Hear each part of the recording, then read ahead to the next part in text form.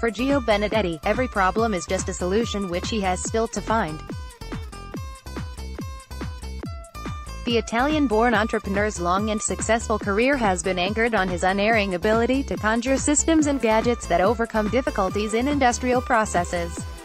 That was none more evident than at the industrial dry cleaning business he founded in Kilwinning, Ayrshire, which in the early 1980s was the biggest of its kind in Europe. He eventually sold it to Initial for £30 million. As a laundry, it was so innovative, he recalls. There was nowhere else like it. I did all the garments for Ford, Jaguar and Vauxhall, all the workers' gloves, 500,000 gloves per week. No one had as many machines as me. They were huge, expensive, industrial dry cleaning machines. I took 50 gallons of oil out of these machines every day because it came from the gloves. I cleaned them and put it back in the boilers to make the steam. I was recycling the oil. A conversation with Mr. Benedetti, who at one stage had an empire spanning several companies employing 800 people, is littered with tales of entrepreneurship like these. And he is hoping to write a few more into his story yet. It had been thought that Mr. Benedetti, the father of violinists Nicole and Stephanie Benedetti, was heading for retirement when he wound up Wallace Cameron, the Wishaw-based first aid kit manufacturer, in 2013. And not least because of the way things ended there.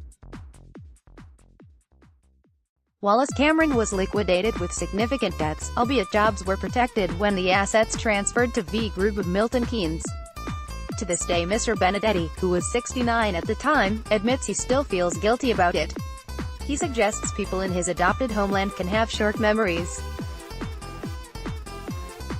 I had 7 successes, he said. Some of my businesses were turning over £100 million, if you add them all together. It's unforgiving, especially Scotland. I feel guilty about it. I'm thinking, Christ, I've employed hundreds of people. I didn't walk away, I invested millions. But, far from signaling the end, he is back in the fray. Not that he has really been away. Beyond the glare of publicity, the entrepreneur has been quietly developing a range of medical innovations for the health service, under his Hamilton-based Green Cross medical firm. The first is a device to ease the trauma patients often endure when medical professionals struggle to access veins for intravenous treatments, which often happens after people have had chemotherapy.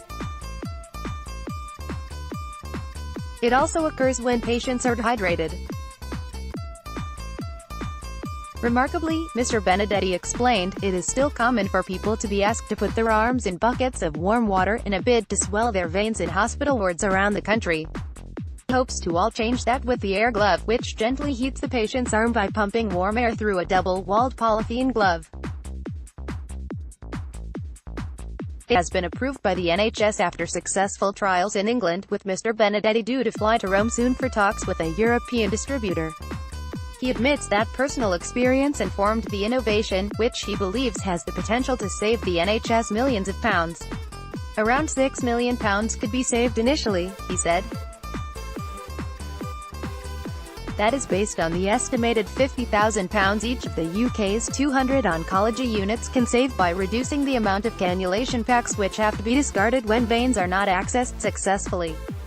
We've been to the moon twice and we're still using buckets of water, Mr. Benedetti said. They've never come up with a solution for it and they've been looking at it for ages. It gave me the challenge, basically, to think of, how else can you expand the veins? With me being in hospital, I had obviously experienced it.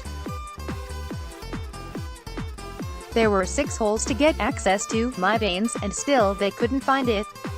After the 6th, it becomes traumatic. Mr. Benedetti said he has invested more than £500,000 in research, patenting and manufacturing the Air Glove product so far. But it is not the only medical device he has been working on. The inventor, who uses his commute from West Kilbride to Hamilton to mentally work through his ideas, has designed a device to overcome the problem of epidural catheters moving, be it during childbirth or medical procedures. Here, about 60% of women get an epidural when they have a baby, Mr. Benedetti said. Then they lie on their back and it moves it. Once it moves from the spine, the pain comes back, then they have got to tear it all out and do it all over again. We have come up with a product that is adjustable without taking the whole thing off. That's my next thing that I am doing. Like the Air Glove, the epidural product has also been successfully trialed. And Mr. Benedetti has another 6 products in the offing, including a special plaster which holds drips in place. He has moved to patent the design, held trials, and will be speaking to the same distributor in Rome about taking it into the Italian health market as well. The distributor in turn has 1 or 2 products which Mr. Benedetti feels would benefit the health service here. He said it takes someone with entrepreneurial nous to come up with creative solutions organizations like the NHS need. A clinician comes up with a problem and an idea, but it doesn't mean it is manufacturable and doable, he noted. Because I'm not a medic, I take a different attitude to it sometimes. It is sometimes better when you know nothing about it. There is another dimension to Green Cross Medico, too. It also has a 300-strong team which provides first aid training to the likes of Asda, Tesco and Sainsbury's. We just won Coca-Cola for the whole of Britain, he revealed. That Mr. Benedetti is continuing to be so enterprising well into his 8th decade is indicative of the entrepreneurial streak he has displayed since he was a teenager. After arriving in Scotland at the age of 10, he bought a small dry cleaning store in Kilwinning for £300 when was just 18, having realised life at his uncle's cafe was not going to provide the kind of mental stimulation he craved. He built that one shop into a chain of 8 across Glasgow, Ayrshire and Paisley, before the advent of crumbling lessened demand for dry cleaning. Cue a switch into industrial dry cleaning and work for major clients such as Ford, which at that stage had a massive plant in Linwood. Mr. Benedetti would ultimately sell the business, which traded from a 100,000 square foot factory he built from scratch, in a multi-million-pound deal. And moved on quickly from there, using the proceeds to buy a paper maker in Birmingham and a cling film maker in Shropshire. He sold Wrap Film Systems to its management team, including himself, for £21 million in 2007, with the deal allowing him to retain a 20% stake in the business. He would continue working for Wrap, striking deals with major supermarket clients and, most notably, designing a cling film dispenser which continues to be widely used across the restaurant and catering trades today. Wrap, which owned the Bicofoil brand, was acquired by German firm Melita in 2015. I spent nearly £1 million to develop the machine, but again, it took balls, he said. Everyone thinks I had a big strategy, but I hadn't. All I knew was the box didn't work, people cut themselves, and they wasted half of it.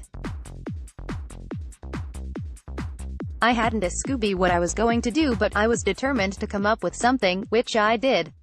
It's that determination to solve puzzles which gets him out of bed in the morning. I just enjoy it, Mr. Benedetti said. My reward is creating things, selling them off at a profit and creating more innovations. 6 questions. What countries have you most enjoyed traveling to, for business or leisure, and why? The south of France for both business and pleasure. I have a home there. When you were a child, what was your ideal job? Why did it appeal? Because of my Italian relations I wanted to own a cafe. What was your biggest break in business? The development and growth of my first business from scratch, which was a state-of-the-art 100,000 square feet dry cleaning factory in Kilwinning. What was your worst moment in business? It's yet to come. Retirement. Who do you most admire and why?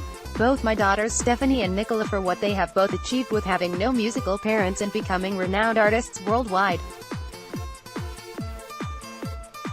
What book are you reading? What music are you listening to? And what was the last film you saw? I read a newspaper every morning, it's my addiction. I'm listening to my daughter Stephanie's band Clean Bandit, Nicola's CDs, the Bee Gees and Motown. The last film I saw was Steve Jobs, starring Michael Fassbender. I'm inspired by his innovations.